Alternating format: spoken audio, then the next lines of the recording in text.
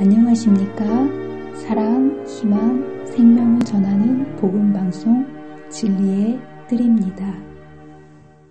오늘은 이제 33장입니다. 내 형제는 누구인가? 예수님의 사역이요. 우리가 예수님의 사역을 거의 중반기에 들어서서 이제 공부를 하고 있습니다. 예수님의 사역은 초기 사역과 중기 사역과 말기 사역이 조금씩 그 내용이 다릅니다. 유월절을 중심으로 해서 예수님이 네 번째 유월절 돌아가시는데요. 제자를 세우시고 그리고 산상보훈을 주시고 한 이 모든 것들은 이제 예수님의 초기에 침례를 받으시고 예수님의 인지도가 점점 높아지시면서 이제 사람들 사이에서 알려지시면서 예수님이 제자들을 구성하시고 하나님의 나라를 만들어 가시는 그 모습입니다. 그래서 여기에서 제자들에게 안수도 하시고 산상수훈을 발표하시고 그리고 지난번에 이 산상수훈에 따라서 살아가는 사람들의 표본으로 백부장을 보여주지 않으셨습니까? 그래서 이런 상황 속에서 이제 예수님의 사역, 하나님의 나라가 점점 모습을 갖추기 시작합니다. 이제 오늘의 이야기는 예수님의 사역이 조금씩 사람들의 심령 속에 드러나는 그런 상황 속에 있는 사역인데요. 사역의 모습이 조금 다릅니다. 첫 번째 사역은요. 예수님의 사역이 처음에는 어디서부터 시작했다고요? 예루살렘을 중심으로 해가지고 첫 번째 예수님이 처음 사역을 시작할 때는 나중에 복음 사역을 명령하실 때도 예루살렘과 유다와 사마리아와 땅끝이라고 하지 않으셨습니까? 예수님도 제일 먼저 사역의 시작을 예루살렘에서 시작하셨습니다. 그래서 예루살렘을 사역으로 예수님께서 사역을 시작하시면서 예루살렘 사역의 대상은요. 이 당시에 종교적인 지도자들이 여기에 다 집중하고 있었기 때문에 이쪽에서 종교 지도자들을 대상으로 사역을 처음에 시작하셨습니다. 이들을 통해서 일하시기를 원하셨다라는 거예요. 예.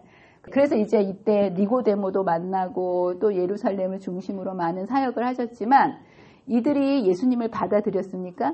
아니라는 거예요. 그래서 침례 요한이 감옥에 투옥하는 그 사건을 기점으로 해서 더 이상 이들이 거절했기 때문에 예루살렘을 중심으로 하던 사역을 마치시고 두 번째 유월절이 지난 다음에는 이제 예수님께서 베데스다 사건으로 인해서 체포령이 내려진 거예요. 더 이상 여기에서 일하실 수가 없으셔서 예수님의 사역의 무대를 어디로 옮기시냐 하면 갈릴리로 옮기십니다. 예, 그리고 갈릴리 사역은요.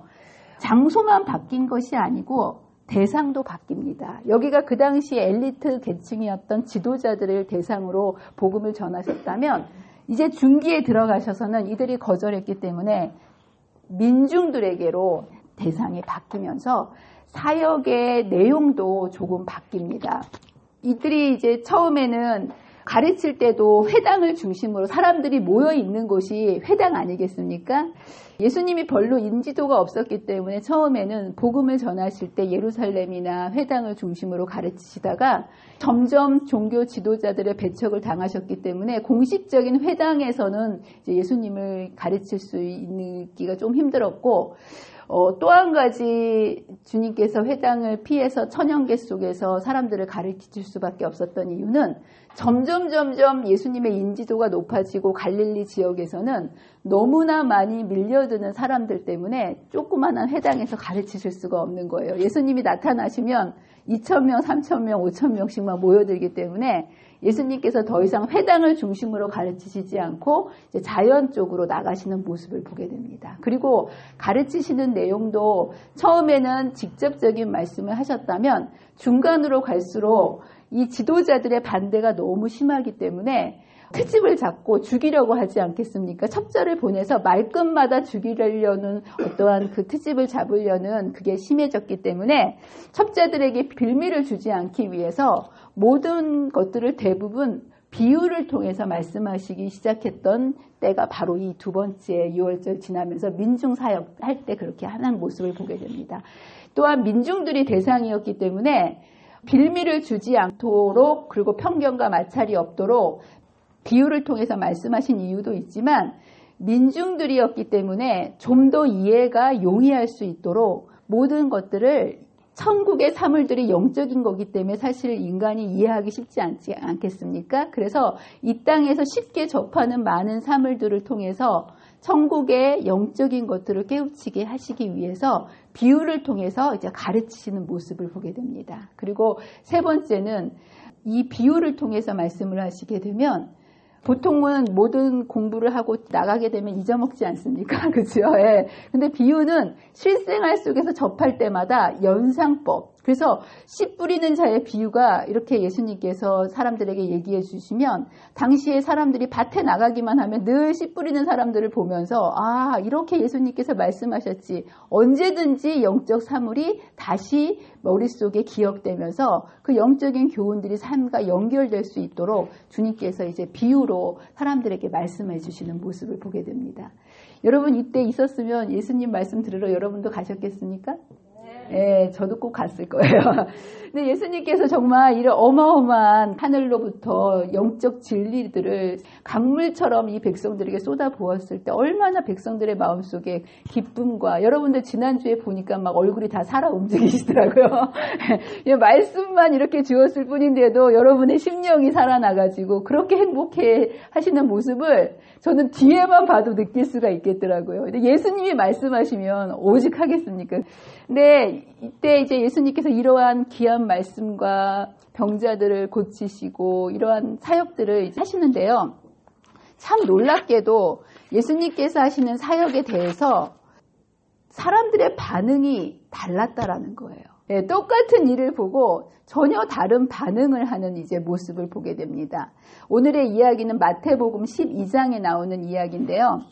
마태복음 12장 22절로 50절에 나오는 이야기에 예수님께서 어느 날 공생의 중반기에 있었던 예수님이 어느 정도 예수님의 실체가 이렇게 드러났을 때 예수님을 향한 사람들의 반응이 상반된 두 반응이 있었다라는 거예요. 그게 어떤 반응이었냐면 마태복음 12장 22절에 그때 귀신 들려 눈 멀고 말 못하는 사람을 데리고 왔거늘 예수께서 고쳐주심에 그 말 못하는 사람이 말하여 보게 된지라. 말 못하는 사람이 맞는데 이렇게 해서 보게 된다면 여러분은 어떻게 반응하시겠습니까? 여기에 이 똑같은 사건을 두고 두 가지의 반응이 일어나는데 비슷한 반응이 아니라 상반된 반응이 일어나는 모습을 보게 됩니다. 첫 번째, 이 사건을 귀신 들린 사람이 온전하게 된 사건을 보고 대부분의 무리들은 어떻게 반응했냐면 다 놀라 이르되 이는 다윗의 자손이 아니냐라고 얘기했다라는 거예요. 이들에게 다윗의 자손이다라는 뜻은 뭘까요? 그들이 그렇게 기다렸던 메시아가 아니냐. 이 사건을 보면서 이분은 메시아다라고 인식했던 사람들이 있었던 반면에 이 똑같은 사건을 보고 바리새인들은 뭐라고 얘기했다는 거예요? 이거 귀신의 왕 바알세부를 힘입지 않고선 귀신을 쫓아내지 못하는 걸 보니까 귀신의 왕이 아니냐? 아니 이게 메시아하고 누구라는 거예요?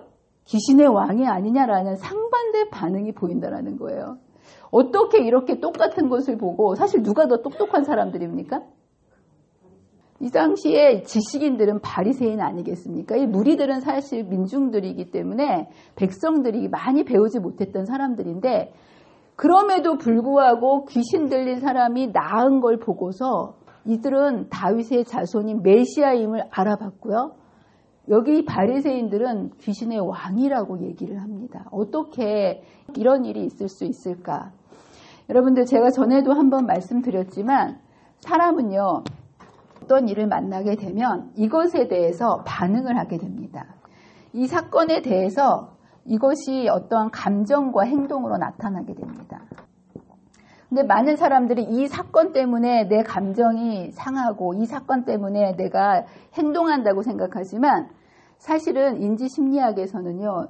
사람이 이 사건으로 반사적으로 이런 감정과 행동이 나오는 것이 아니라 아주 짧은 순간이지만 이 순간, 이 중간에 빌리프라는 한 신념이라는 생각에 의해서 이 생각에 의해서 감정과 행동이 나온다고 얘기합니다. 이것을 전문적인 용어로 자동적인 사고라고 얘기하는데요. 나도 모르게 어떤 사건을 생각하는 생각이 자동적으로, 자동이라는 건 내가 의도해서 한다는 거예요. 갑자기 자동으로 들어온다는 얘기예요. 들어온다라는 거죠. 어떤 일이 생겼을 때 어떤 자동적인 생각이 내 머릿속에 들어와서 이 해석에 따라서 내 감정과 행동이 달라진다는 거예요. 그래서 이것은 자동적, 이 특성이 자동성이에요. 내 의도와 상관없이 어떤 사건이 생겼을 때 자동적으로 이 생각이 발달되고요. 굉장히 신속하게 내 머리를 스치고 지나갑니다. 너무 빨리 지나가기 때문에 이게 내 생각인지 밖에서 나온 생각인지 이걸 인지하기가 굉장히 힘들어요. 그리고 문제는 뭐냐 하면 대부분의 사람들이 이 생각을 100% 무비판적으로 받아들이고 이것에 따라서 감정이 생각되고 행동이 된다는 거예요. 예를 들면 누군가 친구하고 만나기로 약속을 했다는 거예요. 근데 약속이 취소가 됐어요. 갑자기. 예, 그냥 일방적으로 취소가 됐어요. 그러면 갑자기 내 머릿속에 얘가 나를 무시하나? 왜 갑자기 약속을 취소하지? 나를 하찮게 여기나 생각이 들면 나의 감정은 어떨까요? 짜증나고 화가 나고 그렇겠죠. 근데 내 머릿속에 갑자기 취소가 됐을 때 사고가 났나? 이렇게 어떤 염려하는 이러한 급한 일이 생겼나라는 그런 생각이 되면 짜증이 나는 게 아니라 걱정이 되겠죠. 예. 근데 똑같이 약속이 취소됐을 때 야, 귀찮았는데 잘 됐다. 돈 굳었다. 이런 생각이 들어오면 뭡니까? 기분이 좋겠죠. 그러니까 똑같은 사건이지만 어떤 생각이 내 머리 스쳐 지나가느냐에 따라서 내 감정과 행동이 달라진다는 거예요. 똑같은 행동 있지만 여러분들 이거는 뭐냐 하면 심리학에서는 이것을 들어오는 자동적인 생각이라고 그렇게 얘기를 하지만 영적으로 이것을 생각하면 사단이 주는 생각과 성령이 주는 생각, 어느 생각을 받아들이느냐에 따라서 이것에 따라서 사람은 반응하게 되어 있다는 거예요. 그래서 여러분들 성경은 끊임없이 뭐라고 얘기하냐면 무릇 지킬 만한 것보다 뭐를 지키라는 거예요? 마음을 지키라. 마음을 지키지 않으면 사단이 무차별적으로 여러분들에게 좋은 생각을 넣어줄까요? 부정적인 생각을 넣어줄까요? 부정적인 생각을 넣어주기 때문에 나도 모르게 사단이 넣어준 생각에 따라서 내 감정과 행동이 좌우되기 때문에 사단이 넣어주는 생각으로 여러분의 감정과 행동이 계속 따라가면 여러분의 삶이 어떻게 되겠습니까? 망가지는 삶이 될 수밖에 없지 않겠습니까?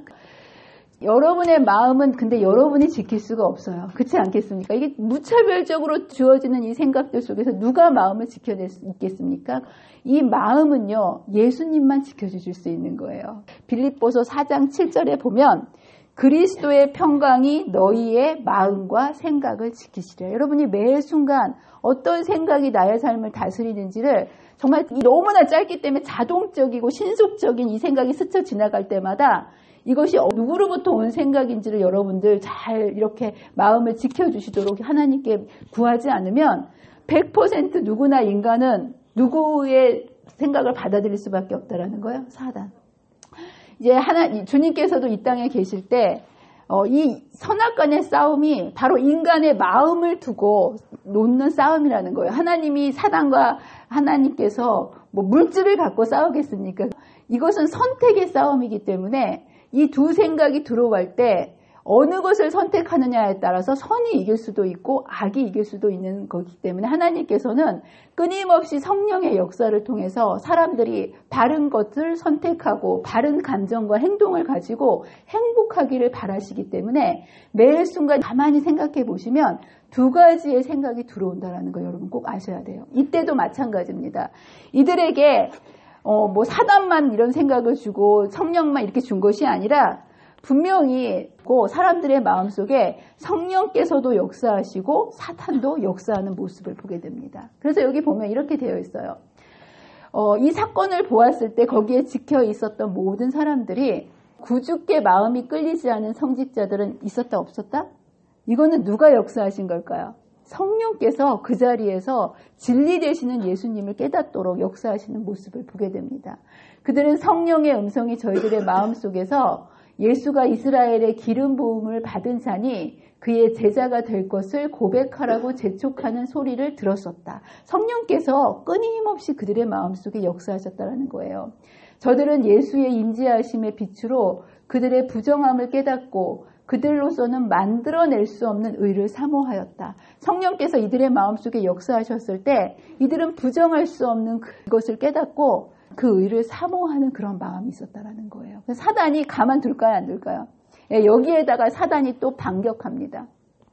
뭐라고 반격하냐 하면 너희가 예수를 거절하지 않았냐. 나사렛 예수 30세밖에 되지 않았던 그 청년을 그렇게 거절했는데 지금 와서 그것을 받아들이는 것은 너무 변덕스럽고 굴욕적인 일이 되지 않겠느냐.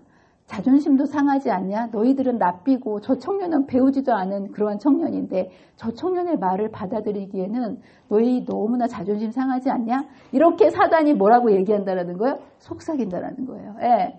그들의 발을 불신의 길에 들어놓았으므로 그들은 매우 교만하여 잘못을 자백하지 않았다. 그리고 거기서 그치지 않고 진리를 시인하는 것을 피하기 위하여 의도적으로 거절하면서 구주의 가르침을 뭐 했다는 거예요? 반박하는 모습을 보게 됩니다. 여러분 성령을 거역하기 시작하면 그것을 담대하게 뭐 하게 된다는 거예요? 반박하는 모습을 보게 됩니다. 인간의 마음에 감명을 끼칠 수 있는 가장 강한 능력이 그들로 더불어 싸웠지만 굴복하려 하지 않았다. 정말 안타까운 모습을 보게 됩니다. 여기 이런 말씀이 있어요. 사람이 회개하고 믿는다면 죄가 어떠하든지 그리스도의 피로 씻음을 받으나 성령의 역사를 거절하는 자는 회개하고 믿을 수 없는 자리에 두는 것이다. 성령을 거절하면 하나님께서 그 영혼을 위하여 더 이상 하실 수 있는 일이 있다고요? 없다고요? 하나님도 하실 수 없다라는 거예요. 성령님을 통해 구원의 길로 이끌려고 하시지만 사람이 여러분의 마음속에 역사하시는 성령의 음성을 고의적으로 거역하고 그 다음에 받아들이지 않으면 하나님도 그 영혼을 위해서 모든 죄는 용서를 받을 수 있는데 뭐는 용서를 받을 수 없다는 거예요? 성령을 거역하는 죄. 네, 이걸 알고 계셔야 돼요. 사람이 처음부터 소를 훔치는 사람이 있을까요? 없을까요? 대담하게 소를 훔치는 사람은 없습니다. 소 도둑은 처음 뭐부터 훔친다고요? 바늘부터 작은 거 하나를 훔치고 조금씩 이렇게 성령의 빛에 거질하게 될 때 담대하게 죄를 거역할 수 있는, 죄를 지울 수 있는 이제 그러한 사람이 된다라는 거.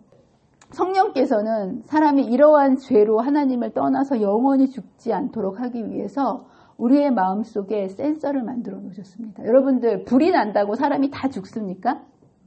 불이 난다고 대형 참사로 다 이어지고 사람이 죽는 건 아닙니다. 불이 나면 항상 뭐가 울립니까? 화재 경보기가 울리지 않습니까? 경보기의 그 연기 냄새와 울리는 소리와 그 돌아가는 그 모습을 보고 아 이거 불났구나라고 깨닫고 튀어나오면 살 수 있는 겁니다. 마찬가지로 우리가 더 큰 죄로 빠져서 죽지 않도록 하시기 위해서 우리가 어떤 잘못된 길을 가고 있을 때 죽음으로 가는 죄를 향하고 있을 때 우리의 마음속에 화재 경보기를 만들어 놓으셨는데 그게 뭘까요? 양심입니다. 이거는 하나님을 믿는 사람이든 믿지 않는 사람이든 양심을 통해서 우리로 하여금 죄악으로 빠져서 불행한 인생으로 가지 않도록 하나님께서 양심을 주십니다. 그래서 첫 번째로 처음부터 악을 행하는 사람은 없어요. 양심을 통해서 빛을 보내십니다. 예. 하나님께서는 사람의 잘못을 시정하고 안전한 길로 저들을 인도하시기 위하여 빛을 보내신다. 빛은 하나님의 말씀과 당신의 종을 통하여 혹은 성령의 직접적인 역사를 통하여 사람에게 임한다. 그래서 여러분들이 하지 말아야 할 일들이나 뭔가 이런 일들을 하게 되면 항상 여러분의 마음이 즐겁고 편합니까? 불편합니까? 불편하죠. 예. 이거는 뭐냐 하면 그래서는 안 된다. 성령께서 여러분의 마음속에 센서를 작동하시는 거예요. 그러한 음성이 들릴 때 그것을 받아들이게 되면 더 이상 그 악한 길로 가는 길이 막혀지게 되고 다시 또 새로운 길로 이렇게 우리가 삶이 빛을 향해서 나아갈 수 있게 되는데 사람이 이 빛을 인식하게 되는 양심을 일깨워 주실 때 그 양심을 거절하고 무시하게 되면 강팍하게 된다는 거예요. 여기 보면 눈이 멀고 마음이 강팍해지는 것은 이 빛을 거절함으로 말미암는 것이다. 여러분들 양심의 가책이 있는데 그것을 계속 무시하고 거기에 반응하지 않으면 그 양심이 계속 있습니까? 나중에 사라집니까? 양심의 소리가 사라져버리지 않습니까? 예? 흔히 이 과정은 점차적이요 거의 알아챌 수 없다. 그러나 여기 보세요. 한 줄기의 빛이라도 무시할 때 영적 감각력이 부분적으로 마비되어 두 번째 나타나는 빛은 그만큼 분명하지 않게 식별할 수 없게 된다. 사람이 죽는 거는요, 죄 때문에 죽는 것이 아니고요. 이게 죄구나라는 것을 분별할 수 있는 분별력이, 영적인 센서가 망가지게 되면 그 망가졌기 때문에 나도 모르게 둔한 심령으로 그걸 반복하게 되기 때문에 사람이 당하게 된다는 거예요. 그리고 결국 그것을 계속 거절하게 되면 사람이 어디에 빠지게 된다는 거예요? 암흑 속에. 그리하여 암흑은 증가되고 마침내 영혼이 밤과 같이. 모두가 여러분들 사람의 마음이요. 그렇게 살인하고 여러분 너무 무시무시한 일들이 요즘 사회란을 보면 일어나지 않습니까? 그런 사람들이 어느 날 갑자기 그렇게 되는 것이 아니라는 거예요. 성령께서 역사해 주시는 그 가느다란 빛들을 계속 거절하고 살아갈 때 사람은 누구나 이런 영적 암흑이 오게 되면 인간이 짐승만도 못한 그러한 충동적인 삶을 살아갈 수밖에 없는 그런 모습을 보게 됩니다. 그래서 여러분들 이거는 너무나 점차적이고 여러분 사단이 사람을 악으로 인도할 때 눈에 확 띄게 인도할까요? 아니라는 거예요. 연못이 이렇게 있고요. 이 연못에 개구리밥이 하루에 한 번씩 분열을 한다고 생각해 보세요. 이 개구리밥이 하루에 한 번씩 분열하면 그 다음 날은 몇 개가 될까요? 2개가 되죠. 그 다음 날은 몇 개가 될까요? 4개가 되죠. 그러면 이것이 이 연못에 꽉 찰 때까지 100일이 걸렸다고 칩시다. 그러면 이 개구리밥이 반이 찰 때까지 걸리는 시간은 며칠일까요? 여기까지 다 차는데 100일이 걸렸다면 반까지 찰려면 며칠이 걸릴까요? 네? 99일이라는 거예요. 이게 기하급수라는 것은 뭐냐면요. 하나가 둘이 되는 건 눈에 띄지 않아요. 근데 반이 되면 그 다음날 몇 개가 된다는 거예요?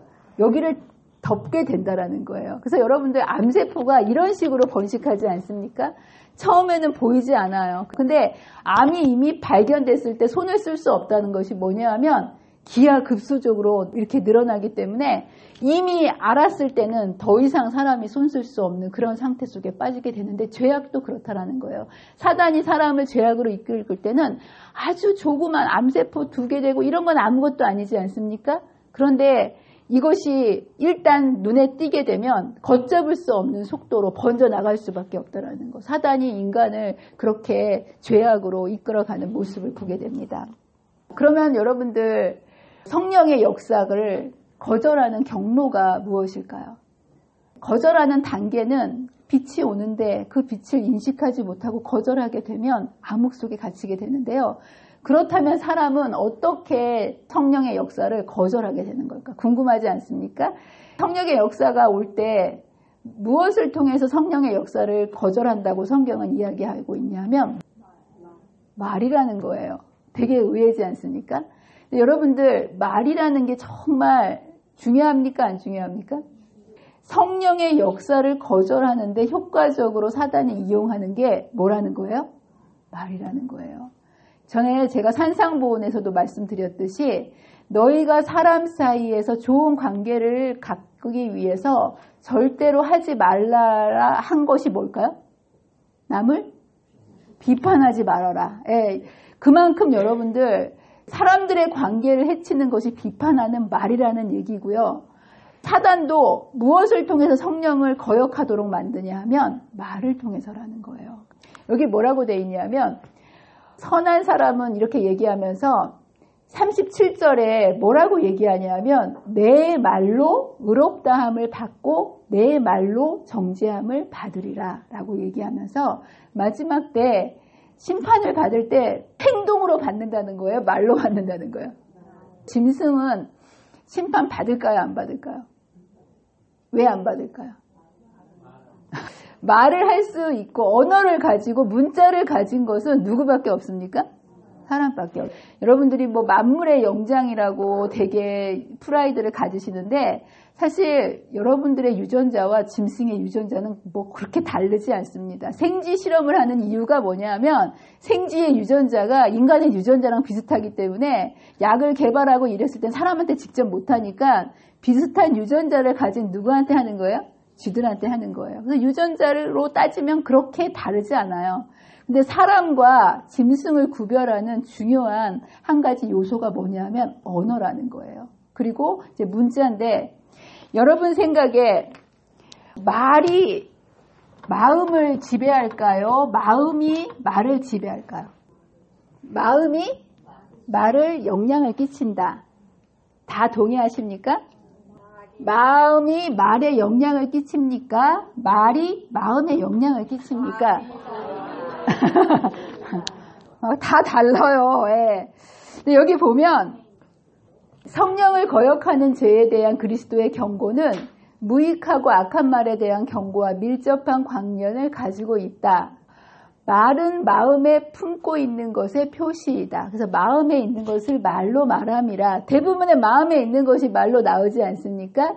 근데 이 말씀에는요, 대부분이 마음에 있는 것을 사람들이 말로 뱉어내긴 하지만 주님께서 하신 이 말씀에는 이거 이상의 의미가 있습니다. 그러나 말은 품성의 표시 이상을 뜻한다. 즉 말은 품성에 영향을 끼치는 능력이 있다. 이상이라는 거예요. 그러니까 말이 마음에 영향을 끼치는 것이 마음이 말에 영향을 끼치는 것보다 훨씬 더 크다라는 거예요. 그러니까 여러분들 말이 씨가 된다라는 말 들어보셨습니까? 여러분들이 뱉어낸 모든 말들이 그냥 내 마음에 있는 거 내놓는 거지 이런 게 아니라 여러분들이 내놓는 모든 말들은 다시 역으로 누구한테 영향을 미친다는 거예요? 나한테. 그러니까 여러분 좋은 말을 해야 되겠습니까? 나쁜 말을 해야 되겠습니까? 여러분들이 하는 모든 말이 씨가 돼가지고요. 다 여러분에게 영향을 미친다라는 거예요. 때때로 여러분들이 말을 막 뱉어낼 때 나도 모르게 뱉어내는 말 있어요? 없어요? 생각지도 않은데 툭 튀어나온 말. 사람들이 아까 얘기했더니 자동적인 사고에 의해서 내가 평소에 생각하고 있지도 않았는데 어떤 것을 보고 나도 모르게 말이 튀어나올 수 있다는 거예요. 왜냐하면 사단이 주는 생각을 생각 없이 나도 모르게 반응하기 때문에. 그렇지 않습니까? 그런데 문제는 뭐냐 하면 때때로 사단의 자극을 받아 순간적인 충동으로 시기나 악한 억측의 말을 바라는데 그것은 사실은 그렇다고 믿지 않은 것들을 표현한다. 나도 모르게 툭 튀어나오는 말이 있다는 거예요. 근데 여러분 일단 사람의 말이 입에서 튀어나오게 되면 이것이 어디에 영향을 준다는 거예요? 생각에 영향을 준다는 거예요. 그러나 말은 사상에 영향을 끼친다. 그들은 저희가 한 말에 속아서 사단의 선동을 받아서 말한 것을 뭐라고 믿는다는 거예요? 진실. 내가 생각 없이 말했는데 그 말을 듣는 순간 이게 맞는구나라고 이 말이 나에게 영향을 미친다는 거예요. 그리고 나서는 그걸 말하고 난 다음에는 흔히 대부분 그것을 증명하기 위하여 자기가 옳다라는 것을 증명하면서 자기가 그렇게 생각하지도 않은 것들을 믿게 된다는 거예요. 이거 참 무섭지 않습니까? 예? 그래서 여러분 불만과 불평은 다를까요? 같을까요? 불만과 불평이 같을까요? 다를까요? 대부분 불만, 불평 얘기하는데 예, 여러분 불만은요. 마음속에 생각이 들어온 거예요. 사단이 불만의 정신을 넣어주지요. 근데 불평이 되면 일단 그것이 뭘로 되는 거예요? 그걸 선택해서 내 말로 내가 나오는 거예요. 여러분이 불만은 내가 만들어낸 생각이 아니라 자동적인 생각이기 때문에 내가 어떻게 할 수 있고 부정적인 생각이 들어올 수 있지 않겠습니까? 그런데 이것이 불평으로 밖으로 표현되는 것은 엄청난 차이가 있다는 거예요. 의심의 말을 바라거나 하늘의 빛에 의문을 품고 비판하는 것은 위험하다. 그래서 주님께서도 절대로 사람 사이에 뭐 하지 말라는 거예요? 비판하지 말라는 거예요. 부주의하고 불경스러운 비평은 품성에 영향을 미친다는 거예요. 내가 나도 모르게 했던 그 말들이 나에게 영향을 미친다는 거. 부주의하고 품성에 영향을 끼쳐서 불경과 불신을 기르게 한다. 이 습관에 빠진 많은 사람들이 부지 중에 위험한 곳으로 나아가 급기야 성령의 역사를 곧잘 비평하고 거절한다라는 거예요. 사람은 여러분 긍정적인 말에는 별로 영향을 받지 않습니다. 저분 너무 좋아. 그러면 좋아. 그리고 나가요. 근데 문제는 누군가가 누군가를 비평하고 저분 이렇대 막 얘기를 하게 되면 사람들이 마음속에 편견이 생기고요. 그 사람에 대한 잘못된 감정이 이제 그때부터 그 집사님을 보는 눈이 정상일까요? 비정상일까요? 한번 그 얘기가 내 머리를 스치고 지나가게 되면 말에 영향을 받아가지고 자기만 얘기 뱉어놓고 그런 것이 아니라 주위 사람들도 조차 뭐하냐면 불평의 정신으로 이렇게 물들어 놓게 되는 거고, 사단은 그것을 통해서 사람으로 하여금 성령을 거역하게 만든다라는 거. 그것이 사실이라 할지라도요, 절대로 여러분이 다른 사람의 허물을 비평하거나 그것에 대해서 비판하지 않게 되기를 간절히 바랍니다. 우리는 다 죄인이기 때문에 모든 사람은 사연을 갖고 있어요. 그래서 주님께서 하지 말라고 한 거 딱 하나밖에 없지 않습니까? 비판하지 말아라. 예. 주님께서만이 사람의 마음을 아시기 때문에 사람은 사람에 대해서 비평할 수 있는 권리가 없습니다. 그리고 우리가 비평하는 모든 말들은 다 씨가 돼서 누구한테 악한 영향을 끼친다는 거예요? 나한테. 이제 저와 여러분이 의심의 말이나 이런 비평은 정말 위험하다. 굉장히 이제 위험한 거라고 말씀해 주시면서 성령의 음성을 거역하는 최고의 첫 번째 이유로 꼽고 있습니다. 두 번째는 어떻게 사람이 성령을 거역할까요? 성령의 음성을 등한히 하는 겁니다. 제가 여러분한테 질문 하나 할게요. 말씀을 거역하는 것과 말씀을 순종하지 않는 것 같을까요? 다를까요? 말씀을 거역하는 것과 말씀을 순종하지 않는 것. 제가 그럼 다시 쉽게 질문을 바꿔드릴게요. 나쁜 일을 하는 것과 좋은 일을 하지 않는 것 같을까요? 다를까요? 쉽게 얘기를 해줬는데도 뭐 답이 틀리죠. 똑같아요? 달라요? 이게 결론은 똑같아요. 나쁜 일을 하는 거는 빨리 나빠지는 거고요. 좋은 일을 하지 않는 거는요, 천천히 나빠지는 거예요. 근데 나쁜 거는, 나빠지는 거는 똑같다는 거예요. 이 말씀을 거역하는 거, 거역하지 않아도요, 여러분들 괜히 나쁜 일을 하는 사람은 나쁜 사람 같고, 좋은 일을 하지 않은 거는 그냥 중간 같지 않습니까? 우리가 적극적으로 좋은 일과 선한 일을 선택하지 않으면 사람은 악해지게 돼 있다는 거예요. 성령을 거역하고, 말씀을 거역하는 것, 말씀에 순종하지 않는 것, 이거는 다른 것 같지만 사실은 같다라는 거예요. 우리가 적극적으로 성령의 음성에 순종하지 않으면 결과는 성령을 거역하는 것과 똑같은 삶을 살 수밖에 없다라는 것. 그래서 여기 보면 더러운 귀신이 나갔을 때에 그냥 적극적으로 성령을 채워놓지 않고 내버려 두면 여기 어떻게 결과가 된다라는 거예요? 나가서 나쁜 귀신을 7 데려다가 처음보다 더 심하게 되게 만들어 놓는다라는 거. 그래서 여러분들이 적극적으로 성령을 마음속에 모시지 않는다면 사단이 여러분의 마음을 지배한다는 거예요. 사람의 심령이 파괴되는 것은 한거함으로 말미암아서뿐이 아니라 성령의 음성을 듣는 것을 뭐함으로? 등한히 함으로. 예, 태만하게 나쁜 일을 해서가 아니라 성령의 음성을 태만히 하는 것들이 반복되었을 때 성령을 거역하게 된다는 것. 그러면서 사람은요, 그리스도께 굴복할 때 새로운 사람으로 태어납니다. 사람이 스스로는 성취할 수 없는 변화가 일어난다. 그런데 문제는 이렇게 변화된 사람은요, 아무도 당신의 권위 외에는 어떤 권위도 그 성취에 용납하지 않으신다. 하나님께서 사람을 변화시켜 주실 때 그는 하나님의 은혜로 그의 삶이 변화되고 그 누구도 그 변화된 삶을 바꿀 수 없습니다. 그런데 문제는 뭐냐면 이와 같이 사람이 그렇지만 말씀에 한번 감동을 받고 변화됐다고 거기서 변화되고 거기서 끝나면 될까요? 안 될까요? 아니라는 거예요. 하나님의 말씀은요, 신앙은요, 오늘의 신앙이라는 걸 기억하세요. 내가 오늘 말씀 받고 은혜 받았다가 지난주에 여러분들 은혜 많이 받으셨죠? 그 얼마큼 갈까요? 말씀빨이? 한 달 뭐 1년 갈까요? 아니에요. 하나님의 말씀은요, 만나가 하루하루 내렸던 것처럼 어떤 말씀을 받든지요, 그 말씀은 유효 기간이 며칠일까요? 단 하루라는 걸 잊지 마세요. 그래서 여러분은 끊임없이 만나를 공급받아야 되는 것처럼 여기 보면 하늘의 능력으로 채워진 영혼은 사단의 공격에 난공불락이 된다. 하나님께 말씀을 받고 바치면 그 누구도 해칠 수 없다는 거예요. 그러나 만일 우리가 그리스도의 지배하심에 자신을 맡기지 아니하면 또다시 어떻게 된다는 거예요? 악한 자에게 지배를 당할 것. 선악간에 싸움이 계속 일어나고 지속적으로 성령을 능동적으로 받아들이지 않으면 아무도 여기에 대항할 수 없는 모습을 보게 됩니다. 그래서 여러분들이 불타는 신앙을 가졌지만 말씀이 계속 공급되지 않으면 어떻게 될까요? 금방 꺼진다라는 거예요. 말씀이 계속 말씀 앞으로 나오시지 않으면. 그러면서 우리는 불갑을 세상의 패권을 잡으려고 싸우는 두 세력 중에 전자가 아니면 후자의 지배 아래에 있을 것이다. 그런데 여러분 이게 있어요. 우리가 하나님의 영의 지배를 받는 데는 우리의 선택이 필요하지만 사단은 우리의 선택에 따라서 우리를 지배할까요? 아니에요. 여기 보면 흑암의 왕국의 통치를 받기 위하여 일부러 그것을 섬기기로 선택할 필요는 없다. 빛의 왕국과 관계를 맺는 것을 등한히 하기만 하면 된다.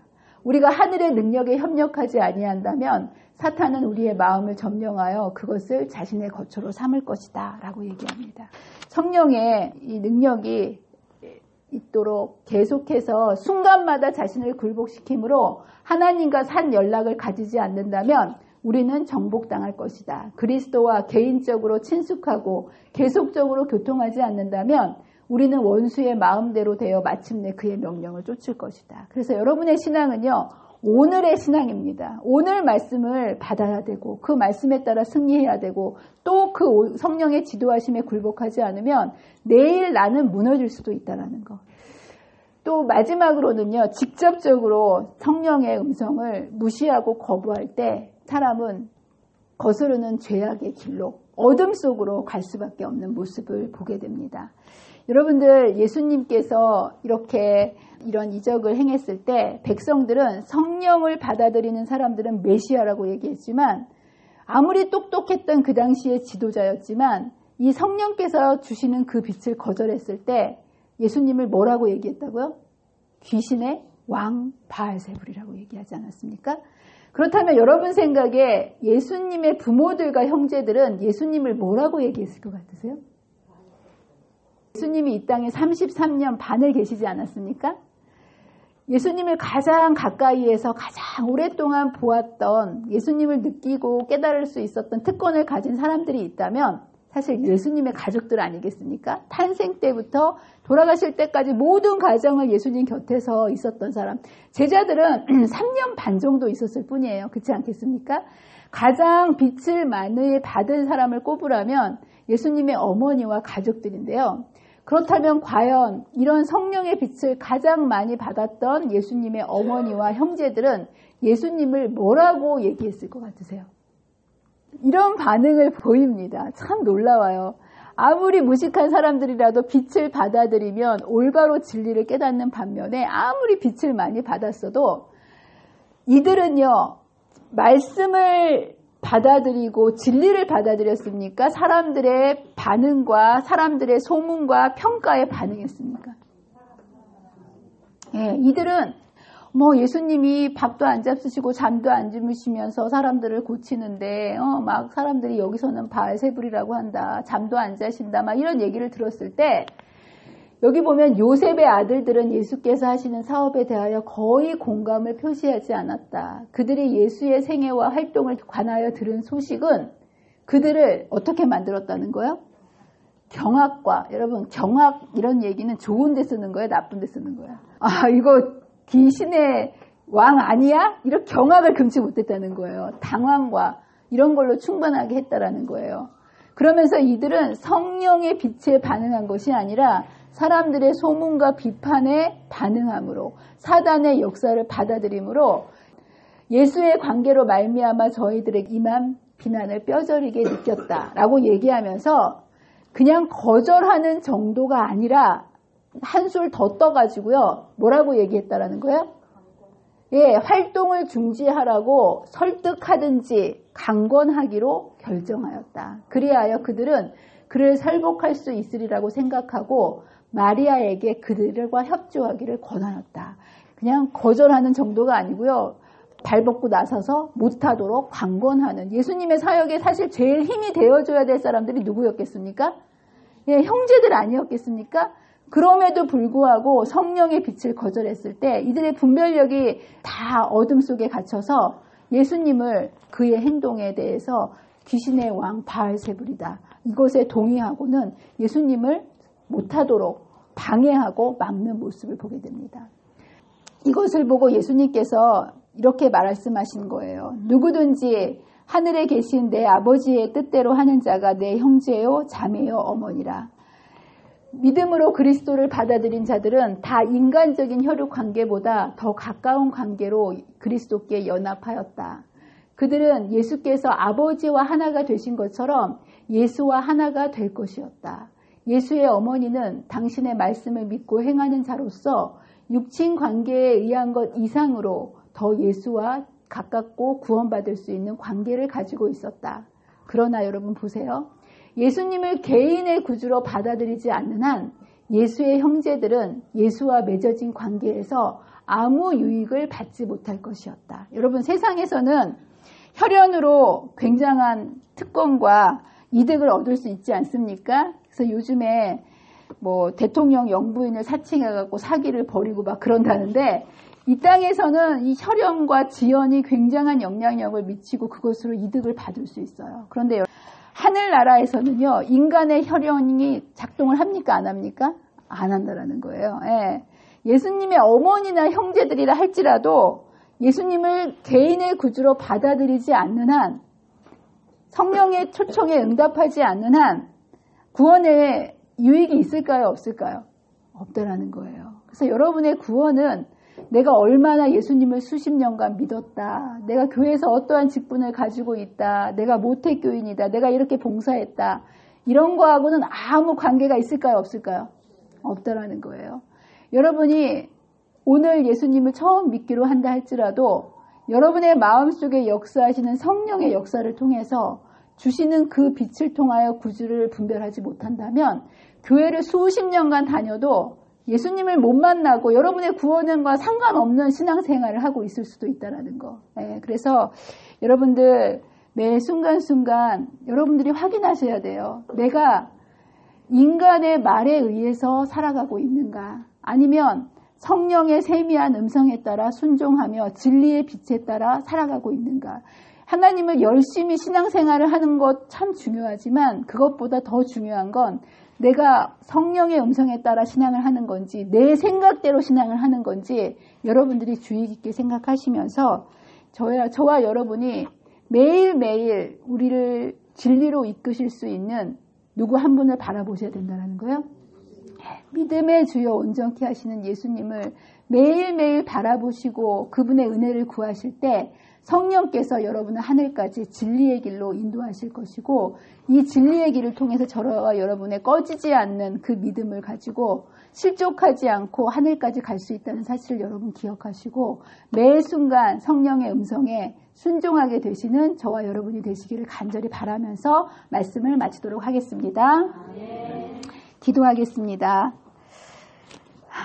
사랑과 은혜가 많으신 하나님 아버지, 오늘 이 저녁 진리를 간절히 사모하는 주님의 백성들을 말씀 앞에 불러주시고 성령께서 어떻게 역사하시는지를 말씀을 통하여 상세히 배울 수 있도록 도와주시니 감사합니다. 주님, 우리도 알지 못하는 사이에 우리에게 던져주는 여러 가지 오만 가지 사단의 생각을 통해서 잘못된 신앙을 갈 수 있다라는 사실을 주님 깨닫게 하셨사오니 우리의 매 순간순간마다 이것이 누구로부터 온 생각인지를 확인하게 하시고 주님께서 우리로 하여금 진리를 따라 살 수 있도록 매 순간 성령의 인도하심을 선택하고 순종하고 나아가는 귀한 진리의 백성들이 될 수 있도록 저희와 함께 해주시기를 사랑과 은혜가 많으신 예수님의 이름으로 간절히 기도합니다.